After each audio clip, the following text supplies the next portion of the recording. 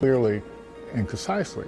And once you learn how to do that, then you can bring in all the stakeholders and you can get into programs that'll help you and train you on how to build it. But that first step is you have to design a business model that is desirable. When I initially moved back to Pensacola, I had a meeting with Lloyd. Lloyd invited me for breakfast, and I was telling him, man, I still have an idea for the entertainment industry. This is what I wanted to do. He was like, all right, I got Startup on the Blocks. So I need you to start coming to Startup on the Blocks and get a little more information on how to work through the tech ecosystem and take your idea and we'll get you where you need to go.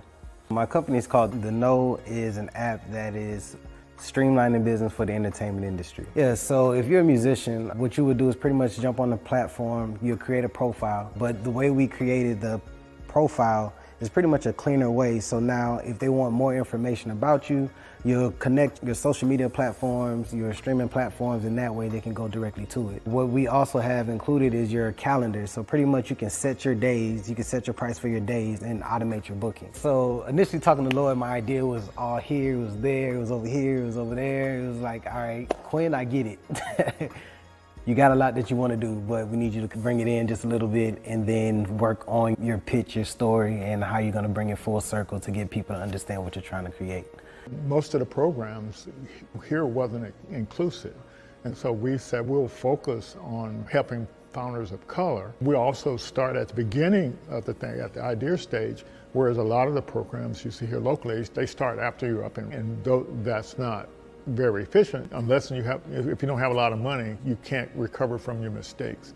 And the lean startup system, it actually helps you make mistakes faster before you spend a lot of money. You don't actually start building anything until you got customer buy-in. There was a need for small businesses to bring brand awareness to their business. I see there's a lot of makers and bakers that they're making all of these goodies and these products, but they can't market it, they can't sell it at the same time, and there needs to be kind of like that middleman, that middle person to help bring economic growth to some of the small businesses in Pensacola. So Taste of Pensacola, I came up with that idea during the pandemic when I saw things at that time that Amazon couldn't fulfill. They didn't even have those products, but the local people in the community, they did.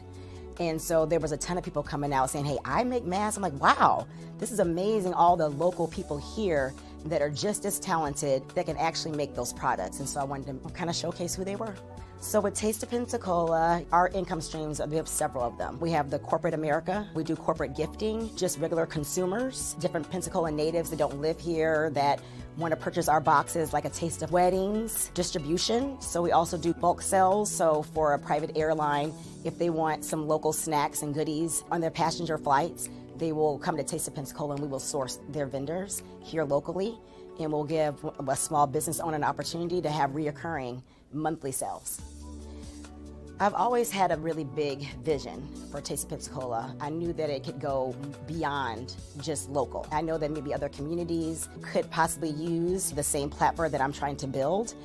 And I always have these big visions, but I never know how to even get there. Where do I start? I know it's more than, there's a lot of technical things behind it. I know there's a lot of research, but that connection, I never had it until, thankfully, I met and was introduced to Startups on the Blocks and was able to just learn more about how to grow it in terms of data. Things I just never thought about, framework, words like traction. There's a lot of things that I just did not know about and language that I need to know in order to get funding for my business. There's just a lot that I didn't know. I would go to the stores and look online. They didn't have a wide variety of natural hair products about 8 years ago. And the ones that they did have, the ingredients, it would say that they were all natural. And when I would research the ingredients, a lot of the ingredients were not natural. I make everything, my shampoo, conditioner, I have an oil that I make, and I have 2 different separate butters. Like I had some people who were completely bald and grew their hair. It's about giving women their confidence back in their hair. I have this salon and then I have a second salon, and I have my products in about 5 beauty supply stores. So I need a manufacturer to keep up with the demand at this point. Startup on the Blocks has helped my business grow, send me to different people. I'm able to do different pitch competitions to apply for grants in the community for small businesses. Lloyd's a really good person to connect with. He has a lot of resources here in the community that can help small businesses grow. If you have a product out there and you're trying to go big time, he's the person that you would want to meet with. So it's really important to have some type of support because 9 times out of 10, most founders start out on their own. And to have somebody that has an idea of how the ecosystem works and is able to tap into other resources and bring back to the community, and that pretty much has encountered some of the roadblocks or going through the same roadblocks that we're currently going through and understands where you're at, your culture and how you respond to things, is a big help because you don't really have too many people that have access to what we have access to here in the community. And a lot of people believe that you have to leave and go to bigger cities to do the things that we're doing here. But I mean, it's one thing to have exposure, but you have to I'm about to go live in online. So what do you in need? order to take advantage of the resources. So I get approached and I talk to friends all the time that wants to either start an idea or hear that I'm actually doing the app and wants to know more information about how are you doing it or what's the process, what's the path. I'm like, man, we have somebody here, Startup on the Blocks, Lloyd Richard. And Lloyd is here, he's a great resource to the community and to founders that's trying to learn the ecosystem. So join Startup on the Blocks. Hey, how are you? Good. You got yourself. Great. Glad to have you on tonight. We appreciate you coming on to share some of your founders' journey, and we're looking forward to a great conversation. First off, we're gonna kind of give a little shout out to some of our sponsors for supporting our programs over the past 4 years, and believe it or not, PaulMicheal, this is our 200th event in 4 years there. So Congratulations. yeah, thank you. So yeah, we think there's a big need to kind of help founders learn the best practices, and a bunch of our partners and sponsors have bought into that. Matter of fact, this week we were up at the Blacks in Technology conference called BitCon 2024. A lot of great workshops on AI and founders telling their story, keynote speeches and stuff like that. And so it's a really nice experience to partner with Blacks in Technology. Got 36,000 members all over the world. And if you're not a member yet, you definitely need to join. It's free to join too. So a lot of good stuff. Yeah. And Florida Power and Light, they sponsor our training. And we have a couple training platforms. So they came on board a few years ago to kind of support entrepreneur training and making sure, to close that knowledge gap. So that's a really big deal there. Few banks helping us out, First Bank and Renaissance Bank, which they're merging. So hopefully we'll continue to benefit from their sponsorship as well. So it's just really neat to have the partners and sponsors. And as a matter of fact, we have this pitch bot thing in the sort of bluish gray looking thing there, purple looking thing. That's an AI thing to help founders with their pitch. So we partner with them. They give us a 50% discount on their software. Yeah, and also just a bunch of good partners, make startups. They have a AI-based co-founder OS program, and so we're going to be offering that to founders in the near future as well.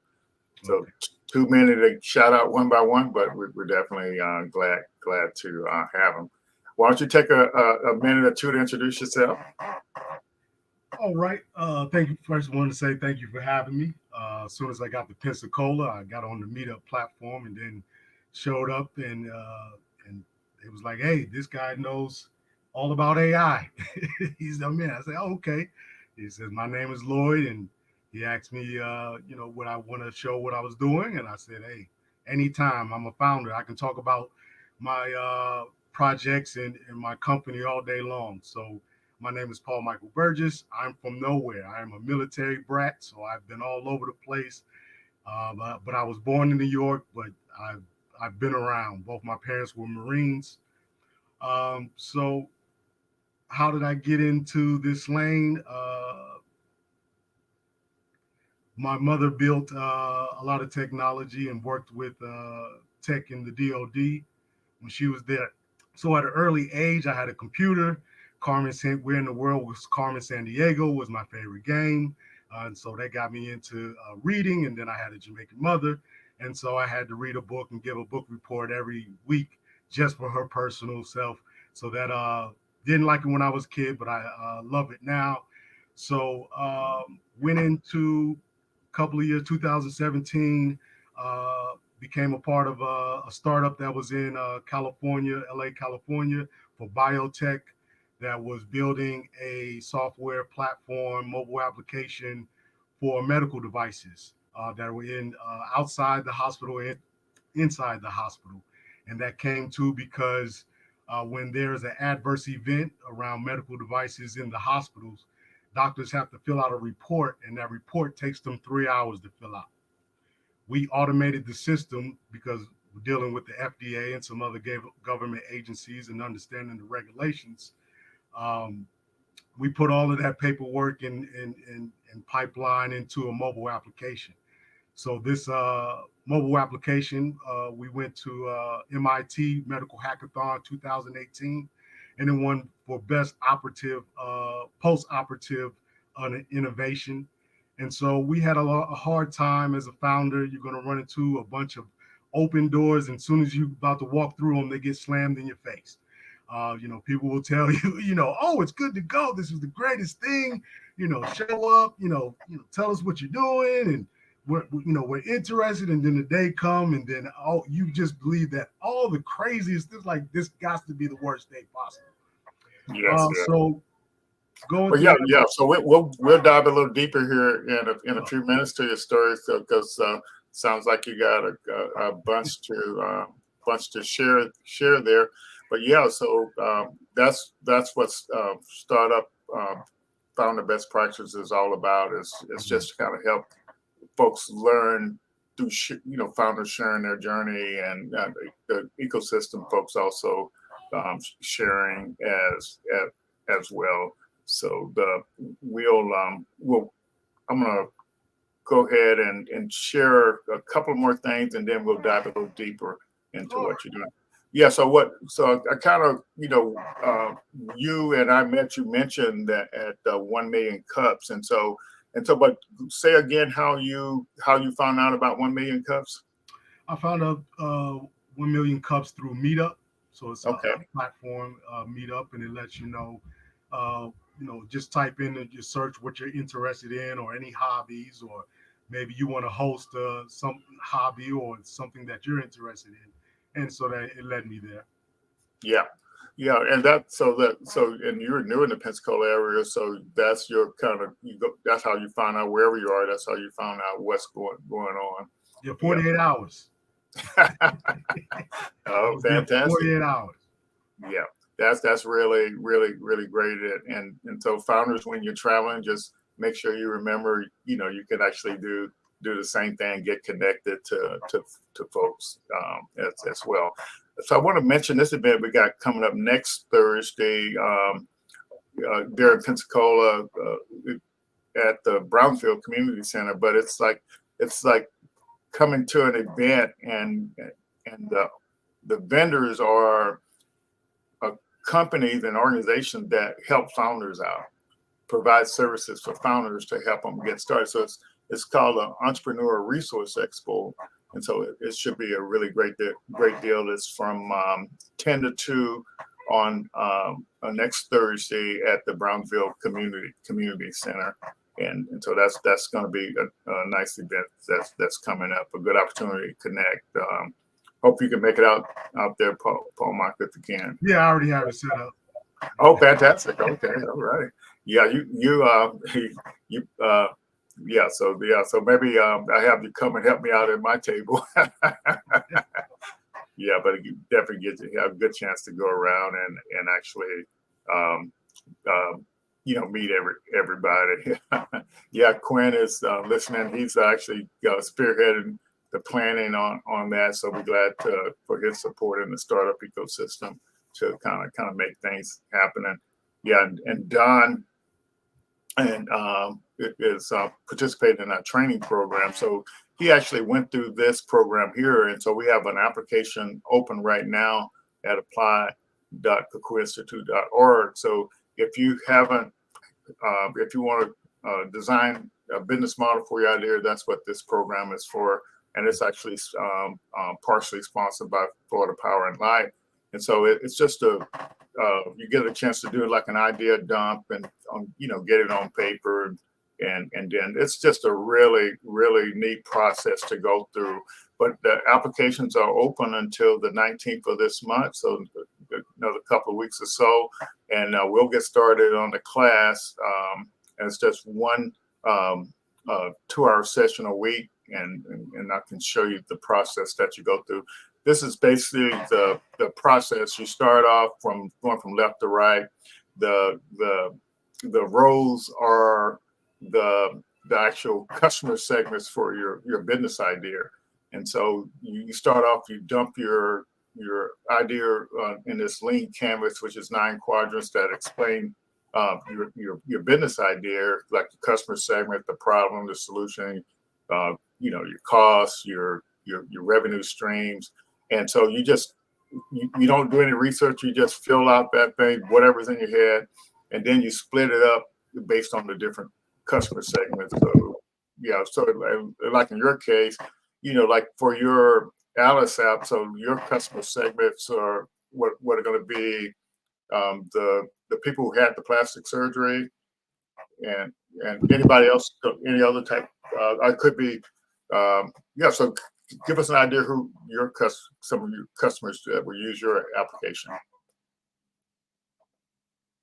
You're muted. You're muted there, Paul. Okay, thank you. So I focused on and planning myself as a vertical SaaS in a niche. Okay. Understanding the medical device field and regulations and laws. I went to the most popular medical device there is, and that's breast implants. Okay. Breast implants are a medical device registered by the FDA, and the cosmetic and plastic surgery industry. If I just focused on breast implants, BBL surgeries, and who's gonna I'm assuming the females who had the surgery will be one customer segment, or is it multiple customer segments in there? Who's going to be using your application? Anyone, because men and women get breast implants. Okay, so the women, men. So like, for example, the first row could be men, second row could be women. And like if the doctors are using it, that could be the third row. So that's what you do. You take your idea and you break it up into customer segments. And then for each customer segments, you do a stress, you stress test it for desirability, viability, and feasibility. And so like for the desirability test, the orange or red looking thing on the left there, that's your customer segment. And then on the right is your customer segment, and on the left is your problems that you're solving and the existing alternatives. And then in the middle, the big red block is your unique value proposition. So basically, you do a desirability test for each customer segment. So, and it's called the why now elevator pitch. And then you screen the customer segments for viability. And then the next test you do is for viability. So you take your metrics, and then in the lower thing is your revenue stream. So whatever you charge in that particular customer segment, and then we have a tool in the platform that allows you to use 7 numbers, and you can determine if your idea is viable or not. And once you plug those numbers in, it plots out a customer factory, traction roadmap, so you can see what your traction is, and also a spreadsheet that lists monthly how many customers you have to get in your sales funnel in order to grow at that 10x rate. And then the final test is feasibility, and that involves your solution, your cost, and your unfair advantage, and your channels that you're going to use to go to market.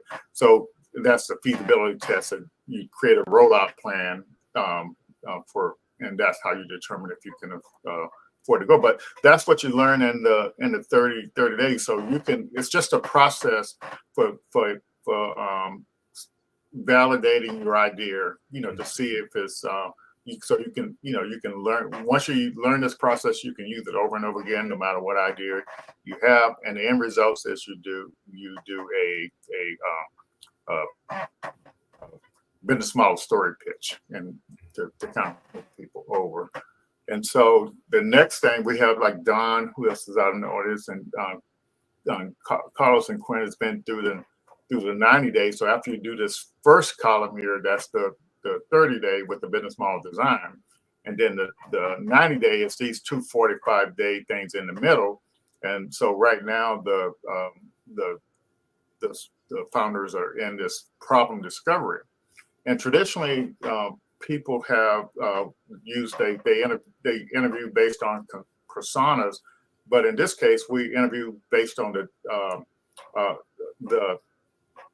job to be done. So like you go out and find 10 people that have bought a similar product to what you're selling or building, and then you learn what job they're using your product to do. But so that's what's going on now. But from that information, you can actually know what they're still frustrated with, and design a solution to make sure you cover the things that they're still struggling with, and then create a mafia offer, and then you take the orders, and then you go out and build your MVP. So that's the process that we do in the 30 and 90 days. So it's a real neat process. I have a lot of founders right now, PaulMicheal, that they're trying to sell what they built, and they're not converting well because they don't understand how to talk to the customer and what problems they're trying to do. Yeah. So the build it and they will come does not work in tech. That's exactly, that's real risky, I guess. And this is just another view of just this traction roadmap and what you get in the Lean Stack program. I won't dwell on that. And then new founders, it's just a matter of understanding where you are as you come up with an idea and you go through these phases. And if you notice, you're not even launching your product and stuff until out here between 1 and 2. But so the big question that you have to wonder, when you might be months out here, between -2 and 1, and that still don't have no revenue. So it looks like here you don't start getting revenue to about 2. So what do you do in the meantime? And so that's what we're here for, is we kind of show you, if you learn the best practices, you can get help and money even at the idea stage. You can get mentors, get into different training programs, and that's what it's the real opportunity here is to leverage the ecosystem to get you the help you need to take your idea from this -2. All the way to exit, to be honest with you. Yeah, that's what I've seen. And then this is just another way to look at it. It's based on the life cycle, vision, product, go to market. But this is a platform we also make available to founders. So all of our platforms, the Lean Stack and this Startup Science, we make it available to any founder that wants to go through the training, and so that there's no issue there. So. But what these training programs do is that they close your knowledge gap of stuff you don't know. In this particular program, it actually teaches you how to answer every question that investor could ask you, or when you're filling out an application for a program that gives you money, to fill out an application to get in a pitch competition. That's what that's all about. But that's what our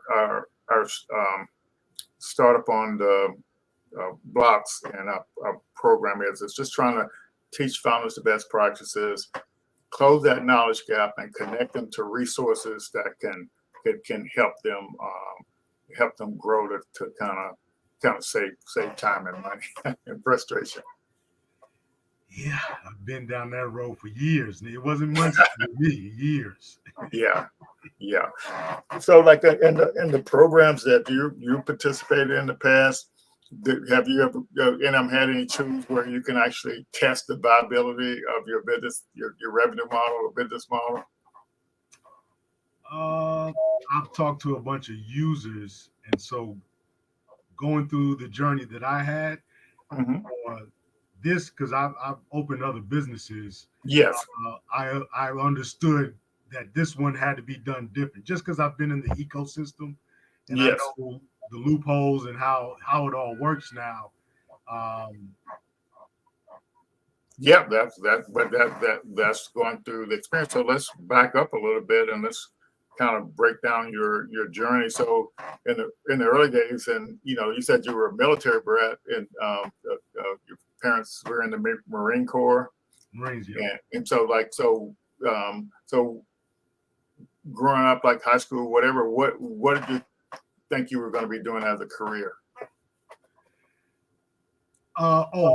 When I was younger, I wanted to build computer chips. I was that. Oh wow, okay, Yeah, that's pretty neat. So that was my thing too. I wanted to build computer chips, but I was also a good athlete, so I didn't spend a lot of time studying that hard to go into that field.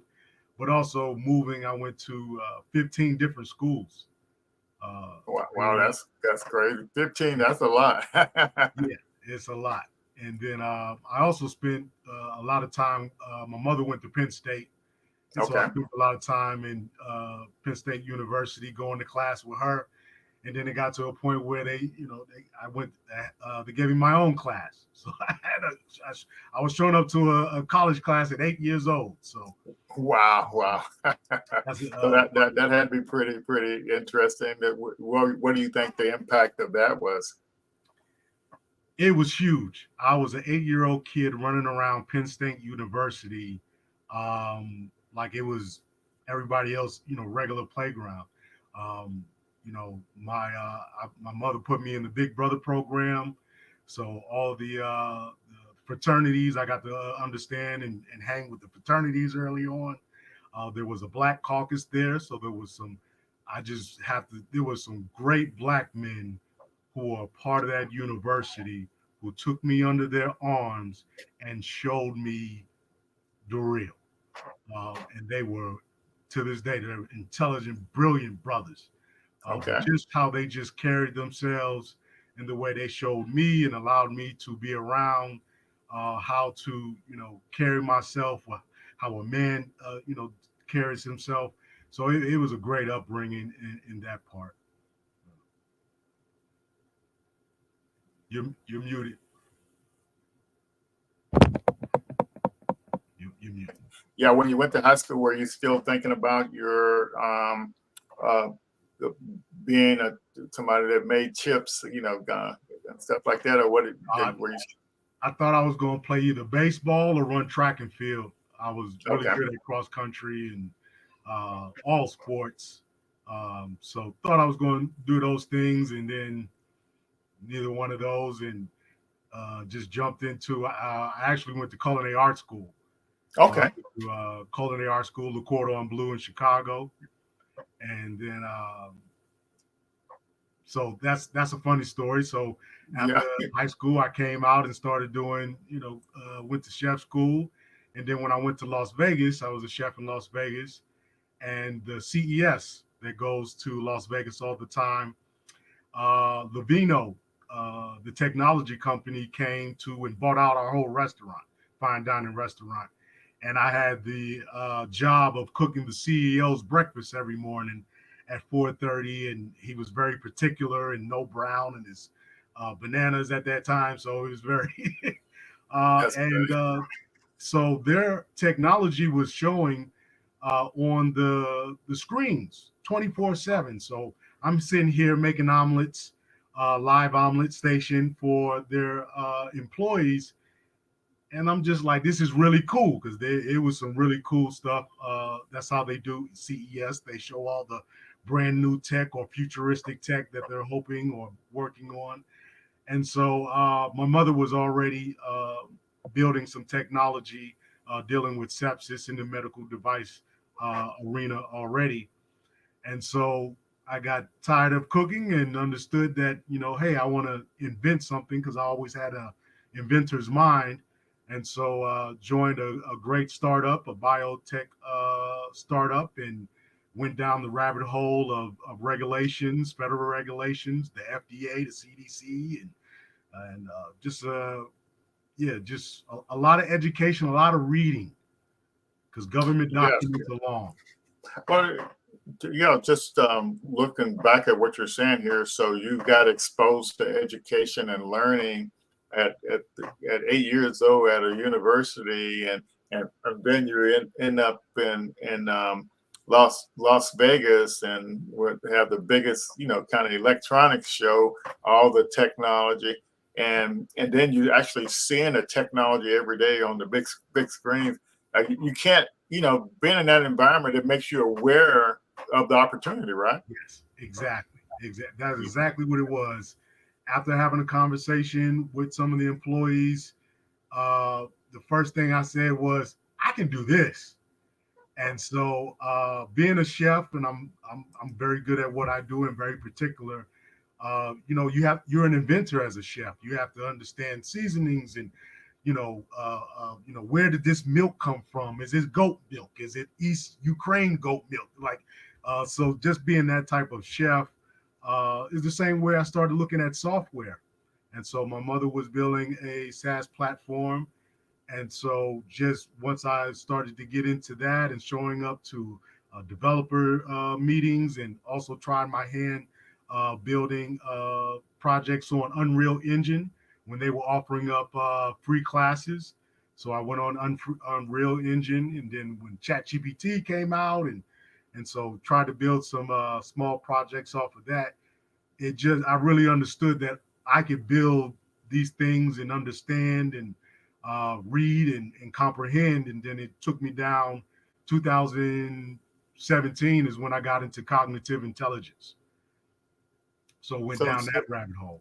Yeah, so kind of explain to the audience what you mean by that. So cognitive intelligence is what they call AI now, artificial intelligence, but your camera is artificial intelligence. As what they call AI now is large language models, which are just tools to me. But cognitive intelligence is how the human mind thinks. It's a neural network that your brains have these nodes, and these nodes have information in them, and nothing like the brain has these it's your memory, and so it's logged in. And so that's how cognitive intelligence in the tech world is looking at it, is for to get these systems to think and have all this knowledge like humans. But of course, a human can't hold as much knowledge as a large language model. These large language models were first trained off of reading all the books. So they know all these words and they know the definitions of them, but they can't think. So prompt engineering, but cognitive intelligence, yes, is just patterns in a lot of data, and trying to in patterns of that data and try to make sense of it, analyze it, and summarize it. I think that's somewhere. Yeah. So that sounds like a good explanation for the audience. So what did you notice was going on in that 2017-18 time frame that sort of piqued your interest to start looking at AI a lot closer? It was because I was designing the mobile application, the platform. I just looked at it a bunch of things. If we could analyze this data faster instead of having to build all these different screens, it would make a huge difference, especially since I'm big in the healthcare data. Just being able to analyze all of that data. And then I was in dealing with oncology, which is cancer, for a while, and they were making breakthroughs as far as being able to read the scans and find cancer and tumors growing before then. And then they were taking all that medical data, healthcare data, trying to see if they can start, recognizing cancer or other sicknesses before they even develop. So that all of that type of knowledge and the thinking of building machines that can take that data in and analyze it got me into vector databases and knowledge graphs and the whole nine. So it's yeah. Yeah. So like, but I would say, from looking at your journey, that all that early exposure, and then your mother being in the medical industry. Was she like a software developer or engineer? What was her occupation? Oh, so she's a self-taught. She's been talking to computers for over 40 years. So it's always been simple for her. Her brain works like a computer, and so just being around her and her mind is always into computers. But I've always been into inventing things. So seeing that once I could, I understood how software and coding and programming and that stuff works, I was like, hey, I can build my own stuff. But it really came to understanding what innovation really means and what that can be done now, and understanding that pretty much the best thing you can do is automate paper processes. So business innovation, but if problems, because data is only, the most data is gathered around when there's a problem. So just like social media, the drama gets all the attention and that gets all the comments. But when things are good, nobody is saying anything. It's like, hey, okay, good job. So when bad things are going on, a whole bunch of data, especially in healthcare, a lot of data is formed. So just coming in, love of data and just understanding that I could build actually something, like I could build a great dish. I could do the same thing with software. That's really fantastic, and really creative. So what will you share with founders that are building application, and how would you communicate to them about the importance of all this, the data from even their application? I would say it's in the world that we're living in now, is you have to fix a problem, right? And a niche. Fix a niche problem, a problem that the big companies aren't really looking at, and something that is a pain, that's a real pain. So I'll just give a little bit about my business. Tracking breast implants is a small niche. Cosmetic surgery is a niche market, but it happens all over the world. And so it's not regulated by the regular healthcare system. It's its own system. It's a cash business. So I have a very direct market of people that I want to direct my product to. And so breast implants come with a serial piece of paper card, like any product when that sells has a barcode. And so breast implants come with a barcode from the manufacturer. And what this barcode does is it allows the patient of this implant medical device to be able to have some type of tracking system to, if there's a recall. I'm sure everybody's heard of some type of recall, your brakes recall, or there's a recall on beef from E. coli or salmonella.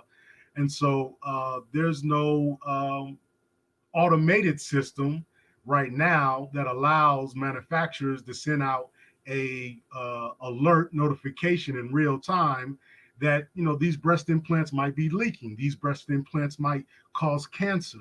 So we know that breast implants, women and men have them. So I'm not following, I'm fixing a problem for the manufacturers, but I'm also fixing a problem for the users of this device, because I'm sure everybody, they're into their health. They're spending a bunch of money for this medical device to be in their body, that they would like to be informed in real time if a product was to malfunction. So this goes for, military. So dealing with the VA, a lot of veterans have, medical devices implanted in them, or they might have prescription glasses. Prescription glasses are considered a medical device. So, being able to give people that have surgery, that have an implant in them, to have some type of information on how to get information on their medical device, or if there's a recall from the manufacturer on this device, then that they can have that information. So to answer this question, you want to fix a problem. You want to go try it out. Just ask, people who are going to be using your product, how do they feel? Go ask some completely different people, but you have to find your persona. You need to find who's buying your product, who's going to pay for this. Because in a lot of times, if nobody's going to pay for it up front, you shouldn't build it. Yeah, and what I noticed just from what your conversation there, you mentioned the manufacturers of the implant, and so I'm thinking. So you think they would have any interest in using your application as well? Yes. So right now, it costs if a medical device, which the pharmaceutical companies and the medical device companies are pretty much the same. Okay. And they're regulated, Johnson and Johnson. There's 4 major breast implant companies, and there's a whole bunch of different versions. They come in all different sizes and whatever. But usually Johnson and Johnson. These are all the major companies. Yes. It might cost them, and why they don't like to do it, it might cost them a minimum of $2 billion just to do a recall on one product. And the reason why is because, one, they have to send out the notification right now all through paper. So they use a FedEx system, and they have to send this FedEx out. So that's labor, that's postage. It has to go there, but they don't know if they contacted them. So you could have moved. Yes, yes. The company still has to keep sending that notification. So they might send out to one person 20 times through FedEx that, hey, there's been a recall on this product. That could take some years to get everybody on there. Also, so the FDA might be a delay. Sometimes it might take the FDA 2 years to do a recall on a product. This would allow the manufacturers, instead of sending out all that paper, instead of trying to find all of these people, now you have a direct boom from the manufacturer. Hey, we've had a recall on this product. Yes. Instead of the patients of this product having to watch the news or hear about it, they have this product is directly a notification to their phone. Yeah, that could. It sounds like that so I'm guessing you probably would anonymize the data, but the data could be made available, to so does it keep the device keep track of how well if the implant is deteriorating or something? No. So what we do is we do post-market surveillance. Okay. So post-market surveillance is surveillance after the product has been sold. Okay. So post-market surveillance is done on everything, food, whatever. And so this is why companies will always ask you, hey, how was our, service? Can you give us some feedback? Was it 5 stars? Can you leave a comment? Because this is post-market surveillance data that third parties, universities, and manufacturers, drug companies, they all want this information because it helps them develop their products better. Gotcha. Yeah. So I think based on what you're saying is that the all of these different industries or people that are involved in this, all of this ecosystem that you're doing there. So it's having that additional information it sounds like you would be a good candidate for some corporate innovation program that's related to medical technology, but it also seems like in the IoT industry, you would some corporate innovation programs would be good for you there, from an ecosystem standpoint. Yes, definitely IoT, and so we started in IOMT. Okay. So yes, so we track. So when you get surgery, so we give information on pre-surgery and post-op care. So a lot of women, young women nowadays, they get their surgery out the country. Well, there's no regulations. They might not understand the medication because it might not be in their language. They don't know what's going on after their surgery because the surgeon that puts the implant in you is not your doctor. Once you pay them cash, they put the implant in you, their job is done.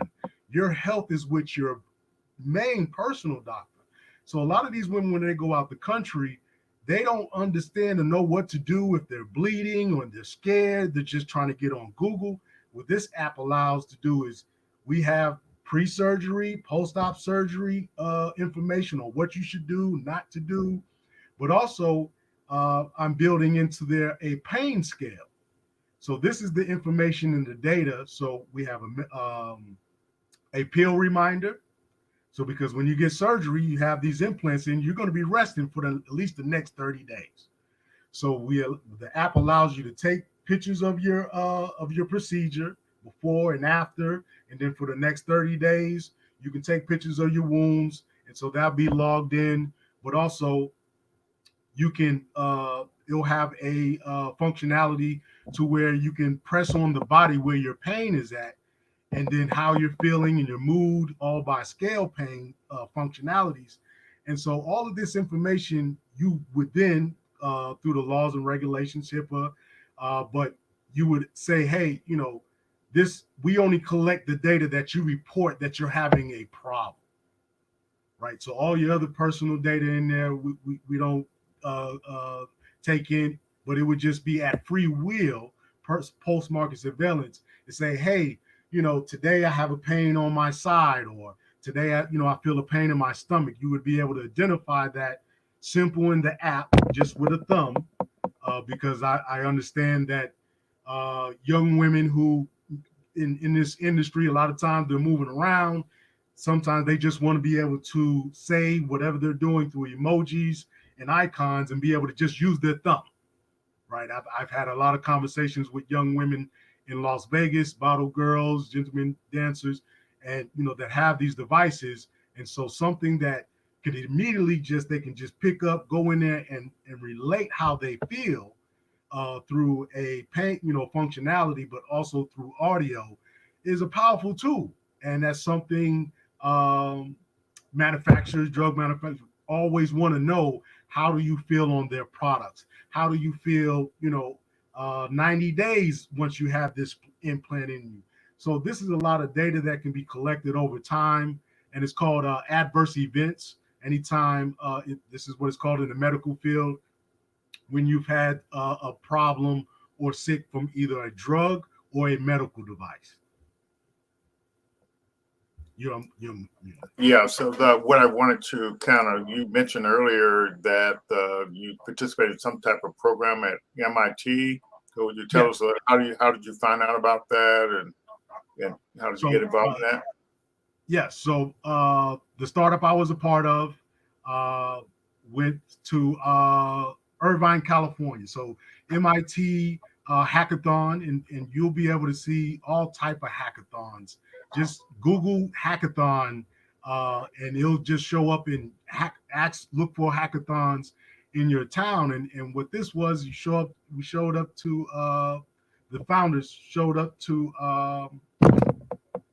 Irvine, California. They had it at the universities, usually put on by top medical staff, doctors, and also so there was VCs there, and so they had these different categories, and then they ask you, who's gonna, do what, and then you actually form a team with people from all over the world that you don't even know.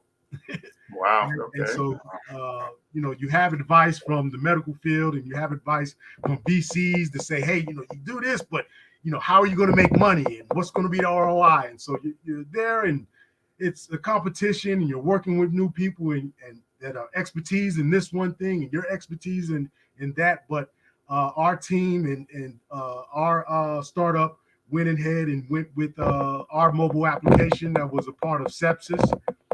So being able to mobile application post-op surgery to be able to detect oncoming sepsis at home, and so that ended up winning. And we from that we partnered with Amazon Life Science. We also partnered with Qualcomm Life when they were still. Then we were partnered with them, and then they got sold. So I've been down a huge rabbit hole.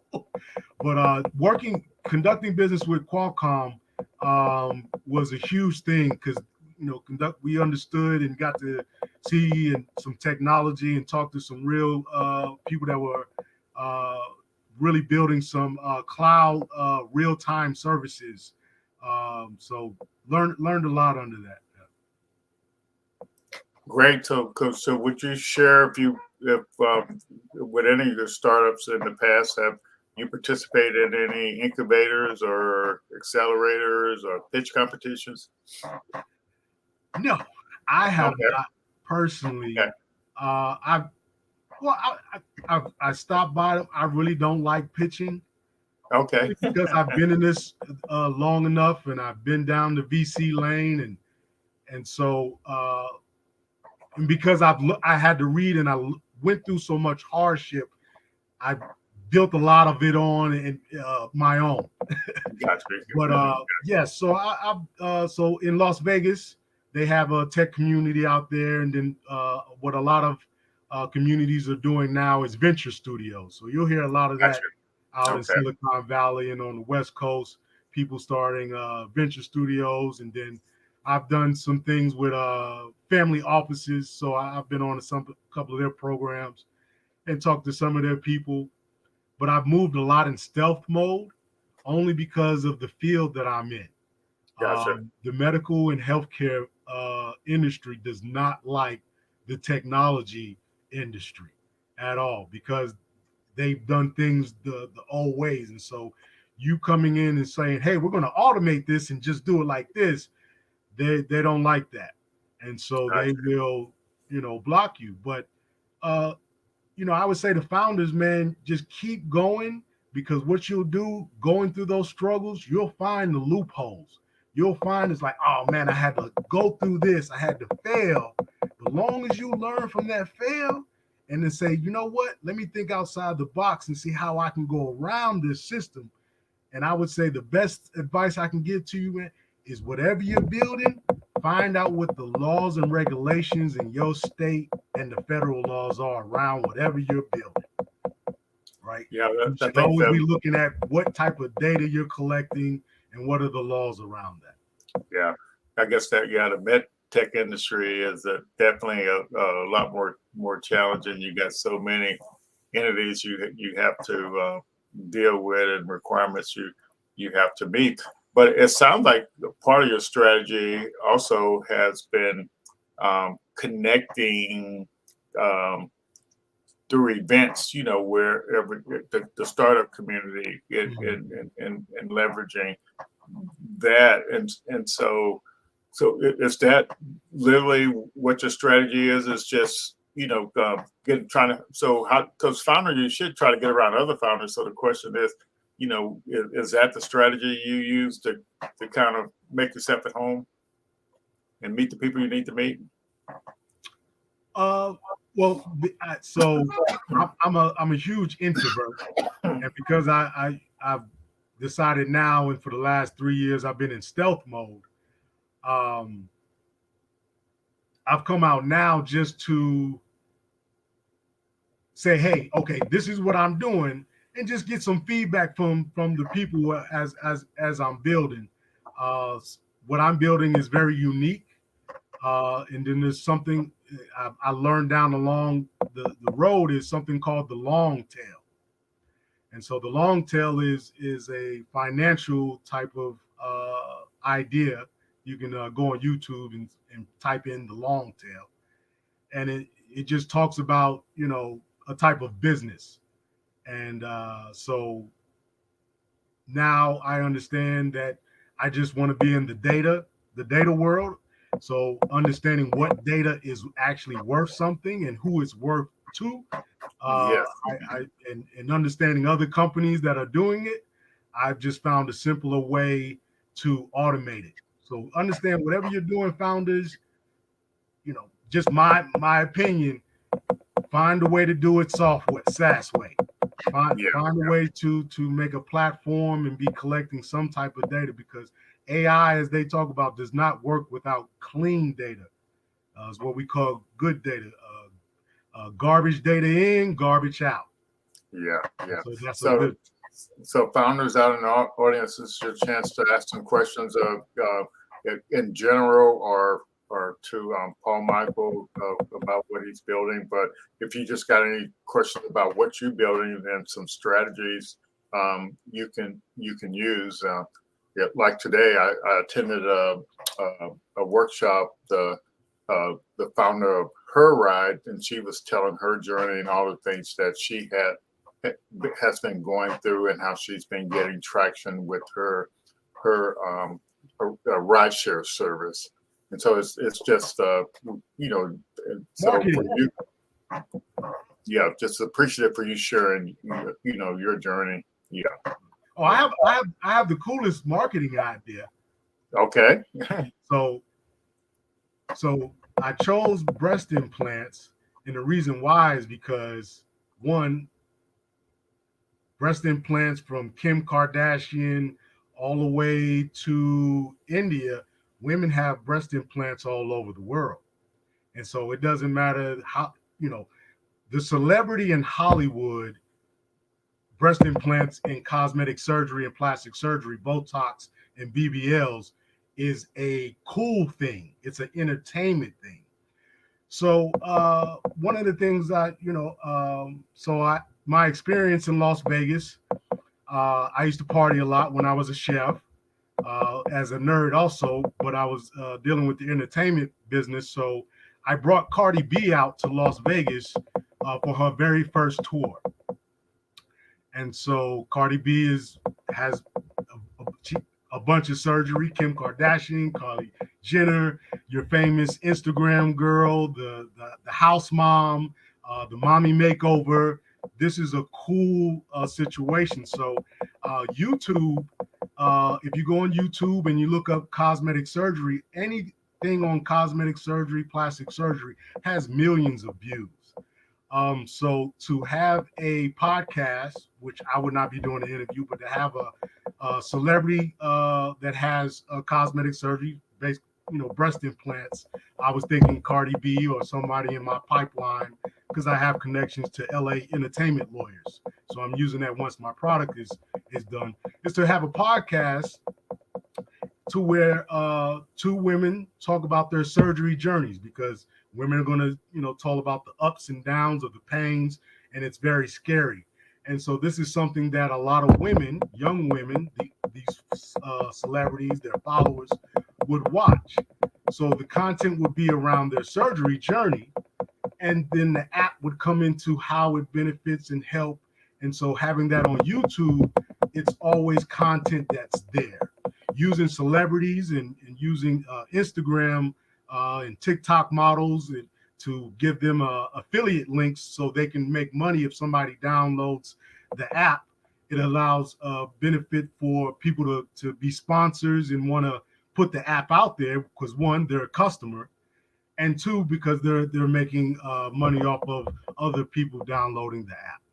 So just using content and using the celebrity and social media in a very popular industry, which is cosmetic plastic surgery, can get it out there quickly. Yeah, so that's definitely social. Look, Quinn, I guess he wants to know, have you launched yet? No, so I'm just finished with the whole design.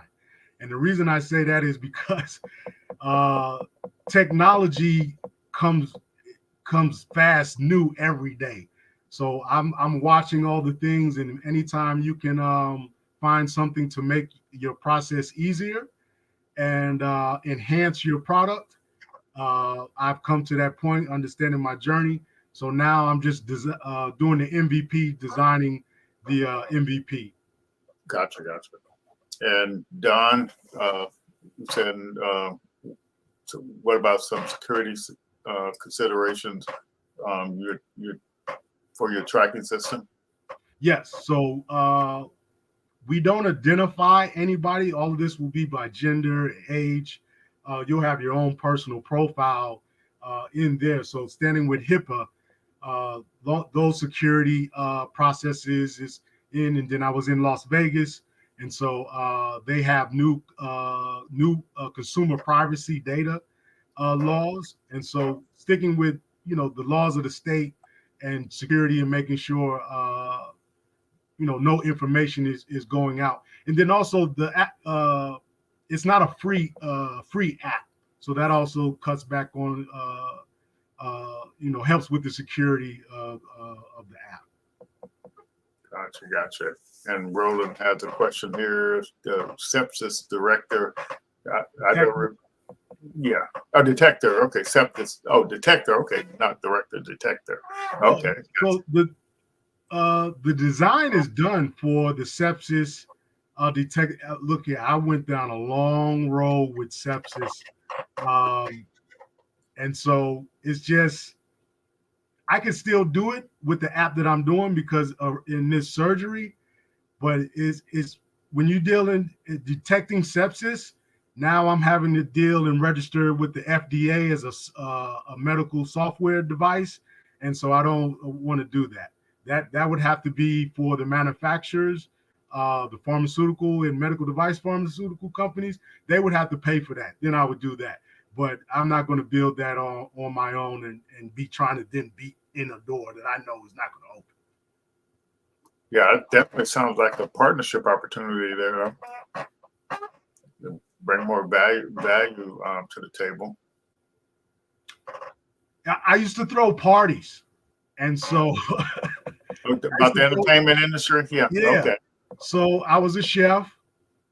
I'm still a chef. That's what I do. And so I end up being a private chef for an entertainer in Las Vegas.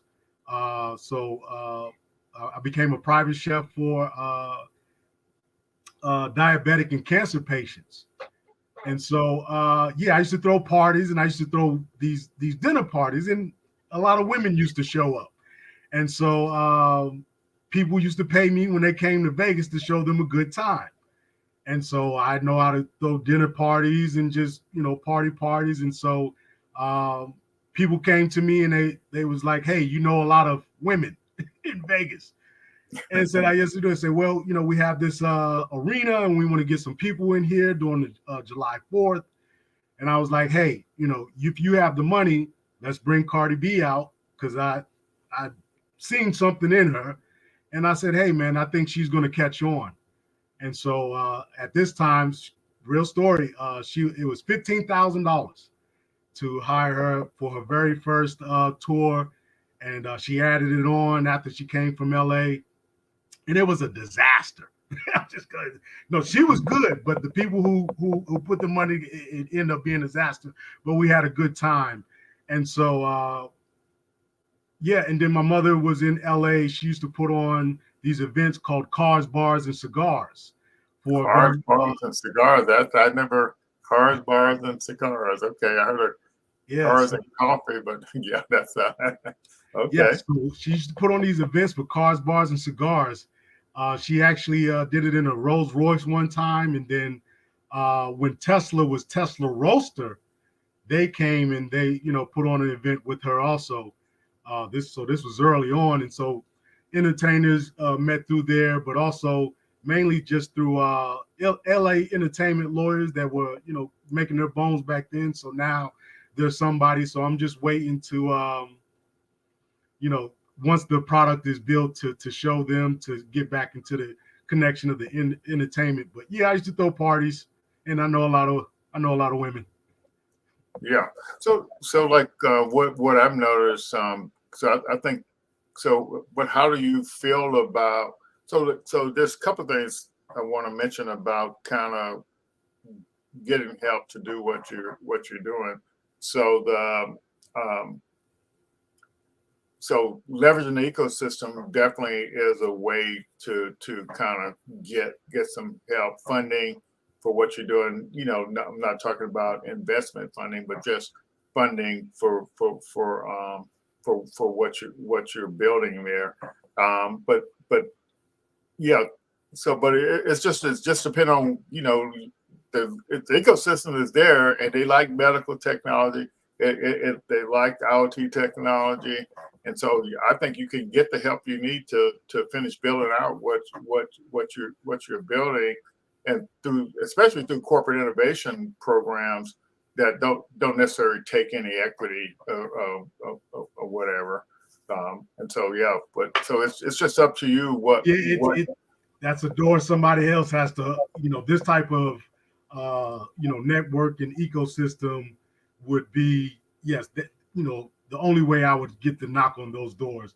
Yeah, and that's just leveraging the ecosystem to kind of move forward. But there, folks like things that are big problems, and in the ecosystem they like big problems, and so the bigger your problem is, the more attention you get.